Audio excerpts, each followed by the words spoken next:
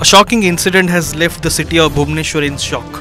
It's been 17 days since the brutal murder of AIIMS Bhubaneswar employee Sudhanshu Khuntia, and the main accused still remains at large.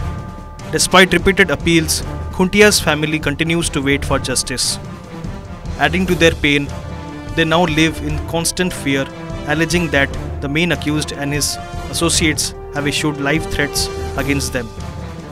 Today, in a desperate plea for safety and justice, the bereaved family met with the police commissioner demanding immediate action and protection.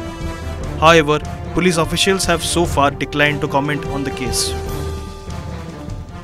The incident occurred near Ransinghpur under the Khandagiri police limits when Sudhanshu Khuntia, a lab assistant at AIIMS Bhubaneswar, was shot dead by unidentified assailants around 8 AM while on his way to work. जेते राकेश खुंटिया को arrest करा गला, राकेश खुंटिया कहि जाइछि तो भाई पर तो पाली भी रहिछि, तापर शिवा प्रधान फेरार अछि। पुलिस ताकू धरिया रे किछि सहयोग नाही। आज की 20 दिन हबो शिवा फेरार अछि। पुलिस एपर्यंत तो धरु नांति ताकू। सी भी धमक देकी जाइछि भाई की माइली आपर तो पाली। काहे ना शिवा प्रधान राकेश खुंटिया ठू बंधुक नैथिला। राकेश खुंटिया ना कहियाकू राकेश खुंटिया काले कह दियो सेति बेंगा सी अरेस्ट करना ताकू शिवा प्रधान को एना हमें एई अभियोग आगे सर खंडगिरी थाना रे करथिलु।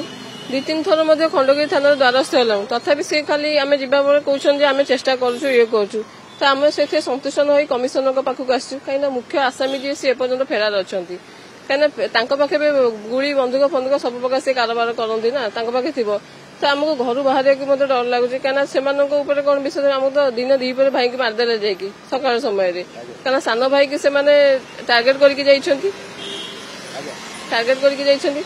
तो कहते जमी मारे तुमको तुम परिवार लोक से आम करी तो आम घर लोक मोर भाई मैंने सब भय आम आज्ञा घर बाहरी पारना जुआड़े भी जाऊँ आमको डर लगुच तो से चलुंट घर तो रोचे सेमती घर भितर ही रोचे बाहर को बाहर भी डर लगुच कहीं सी सहित आहरी भी किसी जन सहयोगी अच्छा ना तो से काले कौन करेंगे बेलिका भय भितर आम बाहर को भी बाहरी पारना तो चलू केमती घर जहाँ अच्छे से ये कर।